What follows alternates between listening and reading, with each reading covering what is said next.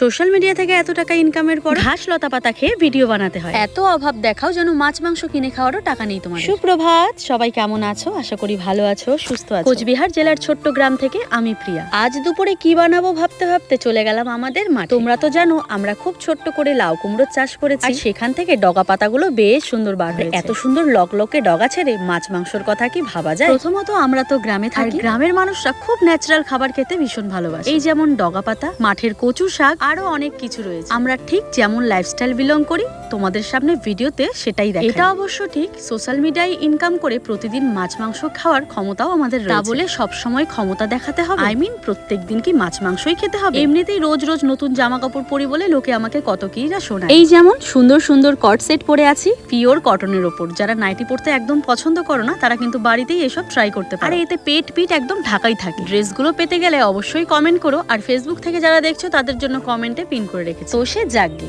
অভাবটা কিন্তু অনেক কাছ থেকে দেখি। তাই এখন মাছ মাংস কেনার হাজার ক্ষমতা থাকলেও সেই ক্ষমতাটা দেখাতেও ভয় করে, জানো তো। আবার নাকি আমার জীবনে সেই অভাবগুলো চলে আসে। মাছ মাংস যে একেবারেই খাই না সেটাও কিন্তু নয়। আমার যারা ভিউয়ার্স তারা এই গ্রামের সাদামাটা ভিডিওগুলো দেখতে ভীষণই পছন্দ করে। তারপরে এই সাধারণ রান্নাবান্না সেটার তো আর কিছু বলারই নেই। সব সময় কমেন্ট করে প্রিয়া তোমার এই লতা পাতার রেসিপিগুলো ভীষণই ভালো লাগে। তাই আমারও মন চায় যে এই রান্নাগুলোই তোমাদের সাথে শেয়ার করি। আর সব থেকে বড় কথা, মাছ মাংসের থেকে আমার এই রান্নাগুলো ভীষণ ভালো লাগে। তাও আবার নিজে চাষ করা সবজি। বেগুনগুলো একটু পোকাই হয়েছে, কোন রকম সার নেই তো, শুধুমাত্র গোবর সারেরই বেগুন। ক্ষেত থেকে লঙ্কা, বেগুন, কুমড়োর ডগা, কাঁচা টমেটো সবকিছু নিয়ে আসি। এবারে ভাবলাম সর্ষে বাটা দিয়ে সুন্দর করে মাখা মাখা করে একটা চচ্চড়ি করব। আমার এখনো মনে পড়ে সেই ভয়ঙ্কর দিনের কথা। হাতে সবজি কেনার পয়সা ছিল না। বর্ষার দিন চলে গেছিলাম মাঠে কিছু কচুর শাক হয়েছিল, সেগুলোকেই তুলে এনে রান্না করেছিলাম। সারাদিনে পেটের খিদেতে সন্ধ্যের পর যখন একটুখানি ভাত নিয়ে বসি, সেই লোভনীয় কচুর শাক দিয়ে এক গাল ভাত মুখে দিতেই গলায় ধরে। কারণ বর্ষাকাল, বৃষ্টি পড়লে কচুর শাকগুলো নাকি এমনিতেই গলায় ধরে। কি আর করার, খিদে পেটে সেই চুলকনি কচুর শাকই খেয়ে নিয়েছি। এদিকে আমার ছোট্ট আয়ুষ্মার বয়স তখন 2 বছর, সবে নতুন নতুন খাওয়া শিখেছে।